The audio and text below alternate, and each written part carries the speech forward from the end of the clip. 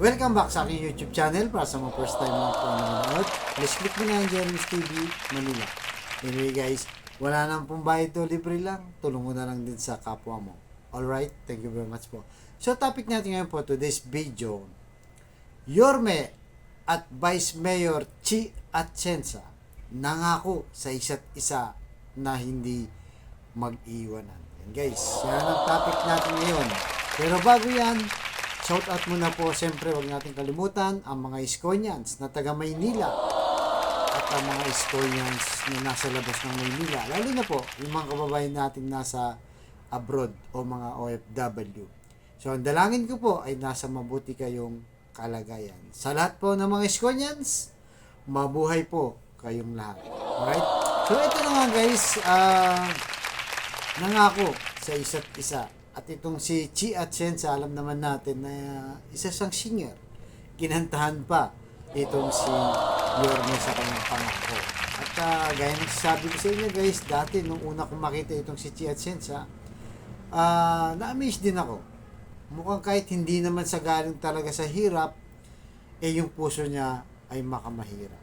Diba? Kasi alam naman natin, anak ito ng dating mayor na itong si Lito Atienza. So, ibig sabihin, may kaya sa buhay at hindi naman talaga mahirap. Hindi kagaya ni Yorme, di ba? Na talagang galing mula sa baba, di ba? From squatter, umangat ang kanyang buhay.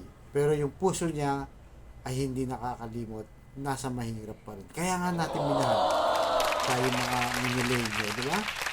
Kaya nga, itong dalawang tandem na to guys, para sa akin, the best to.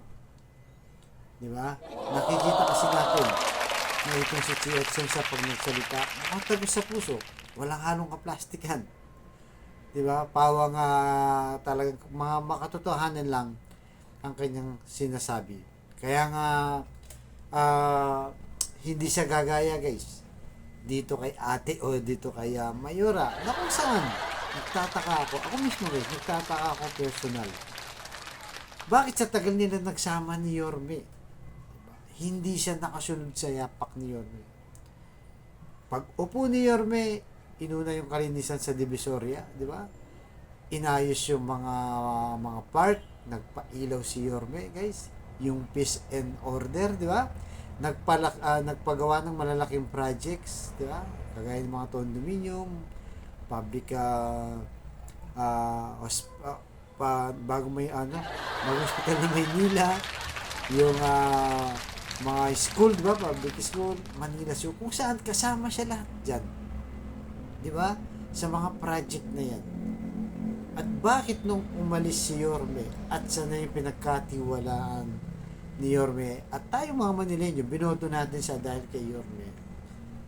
Bakit anong nangyari, di ba? Bakit napabayaan? Si Yorme talaga wala ng plano ng tumakbo yan at bumalik.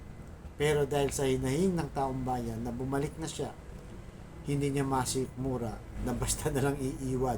Diba? Kung gano'n karaming problemang nagsibukan. At itong si Hani Lacuna guys, itong si Mayora, nagtataka rin tayo, siya pa naman na isang doktor, di ba?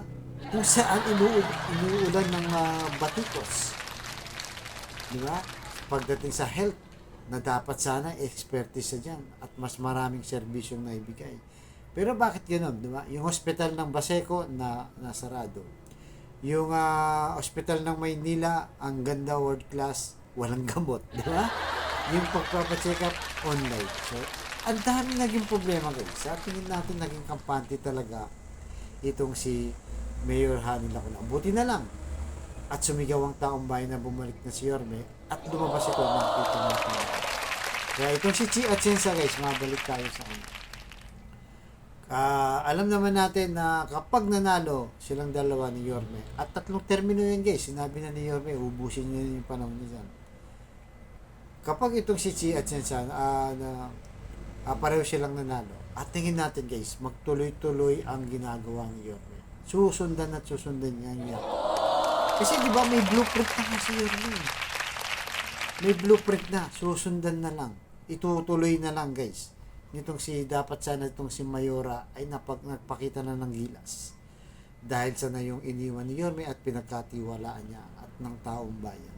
Pero bakit ganun? Sumablay guys. Sumablay siya, kaya wala na. Ngayon pa lang siya kumikilos, it's too late na. Huli na ang lahat. Alam na ng taong bayan ang kakayahan niya. Na malayong malayo, na dapat sana ay nakasunod kay Yorme, pero wala. Kaya may pag-asa pa tayo, tayong mga Manileño guys, at ang mga susunod na henerasyon. Itong si Chi at Chensa na magiging katandem ni Yorme. At balang araw, after 3 terms, di ba? Sabay sila, 3 terms, 9 years yan guys. At itutuloy nitong si Chi at Chensa ay lalong mapapaganda. Alam naman natin na itutuloy niya. Hindi kagaya nga ni ate, nakatikim lang ng isang termino, di ba? At yun na, pinabayaan na kagad yung Maynila. Kaya sama-sama po tayo at ito, panoorin nyo sa video na to. Suriin nyo mabuti itong si Chi at Chensa. Kung tama ba sinasabi ko guys, na hindi sa plastic kung magsalita, talagang alam mo na totoo at malapit siya sa masa. Kahit na laki siya sa may kaya sa buhay, di ba?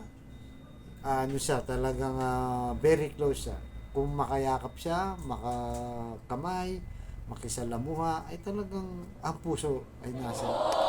Right guys, narito na po, panoorin nyo ang kanilang pangako sa isa't isa na hindi talaga sila mag-iwan. Right? So maraming salamat po. Ang dito ng aking vlog.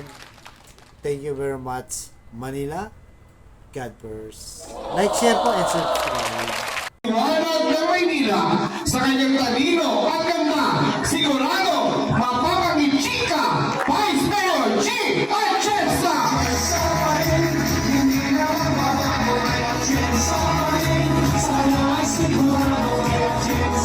Marami kayong naalala doon sa kantang yun, alam ko. Dahil pagpasok ko po dito, ang daming kababaihan.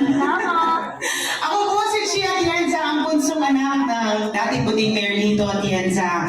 Ako rin po ngayon ang direktora ng kababaihan ng Maynila. Tinanggap ko po ang pagiging direktora nito, hindi ko pa po inisip na papasok ako sa mundo ng politika. Pero dahil halos kasi edad ko to, naaalala niyo po yun, na may buntot ang aking ina nung nag-uumpisa ang kababaihan ng Maynila na maliit at matabang bata. Ako po yun. Pero ako kinubo po niya para ipagpatuloy ang kanyang laban. Anyway, kagaya po ng aking kapatid na si... Hindi po yun ang sasabihin ko, pero mahal na mahal ko po yung ate ko nun. Maganda po yun sa akin. Ang sasabihin ko po ay si Kuya Kim. Sino po ang mas guwapo? Si Kuya Kim o si Ali? Si Kuya Kim. Ali. Sasabihin sinabi ko. Si Kuya Kim po, Nay? No, si Ali. Wala naman nagre-record dito eh. Siya lang. Pero kagaya po na aking kapatid na si Kuya Kim, ako rin po ay nasa television bilang isang broadcast journalist. Pero sa totoo lang po, ang totoong pangarap ko sa buhay ay maging isang misyonaryo. Ngunit hindi po yun ay sa katuparan. Kaya ang sinabi ko sa Panginoon, kung saan niya akong daling karera, bibit-bitin ko na lang ang puso ng misyonaryo doon. Kaya 6.5 years ago, ako po ay naging isang broadcast journalist. Pumupunta po ako sa liblib na lugar dito sa ating bansa para kunin ang kwento ng ating mga kapatid na nakaiwanan sa laylayan ng lipunan. Nakita ko na hindi pala kailangan lumayo.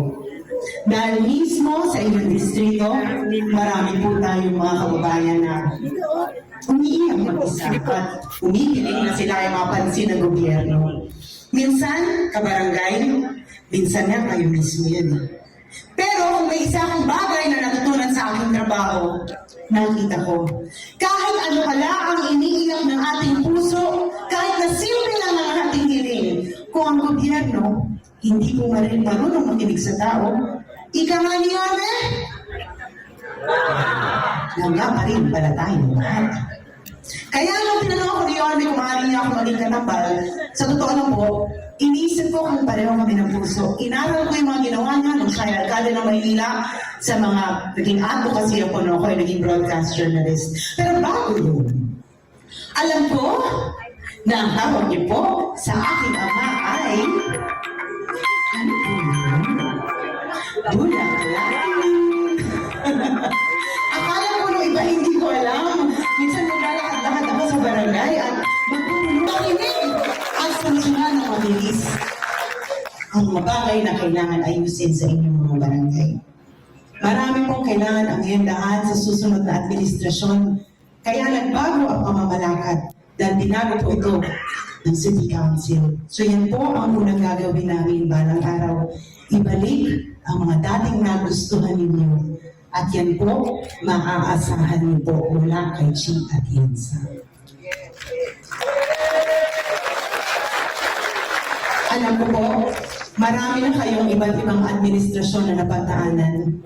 At alam ko rin na nakita nyo na si Yorme ang isa sa pinakamagaling na alkalde ng Maynila. At makakaasa kayo na kung balang araw kailangan niyo pong lisanin ang mundong ito, iiwan niyo po ito ng nasa mabuting mga kamay. Kung kami ni Yorme ang tatayo sa inyong harapan. Hindi po ako maalis sa kahit anong distrito nang hindi po nag-iiwan ng alaala. Ayan. Ayoko po kasi, mapapauwi ko lang sa inyo, ay ang aking mukha. Ang mukha, pumapangit. Ang mukha, tumatanda. Ang mukha, nakakalimutan. Ang gusto ko pong ipauwi sa inyo, ay ang aking puso. Dahil kahit kailan, hindi po yun nagbabago. Pwede ko po ba ipauwi yan sa inyo ngayon? Pwede ko po ba kayo magulan? Dahil ang laman po ng awiting ito po ang gusto kong umalingaw-ngaw pag uwiin niyo mamaya. Para sa inyo po ito.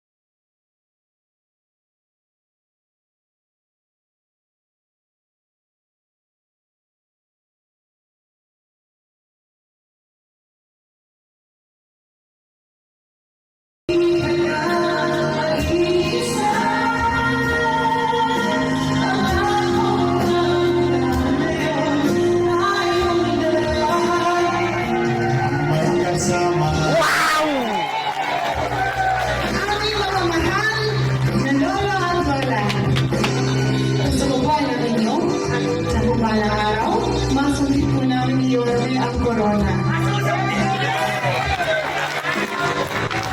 Ang corona nito ay hindi po mapupunta sa aming ulo.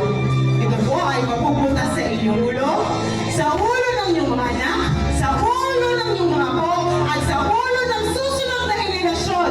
Dahil yan po ang rason kung bakit kami nandito ngayon. Para po sa inyo at para sa Panginoon. Kaya, mali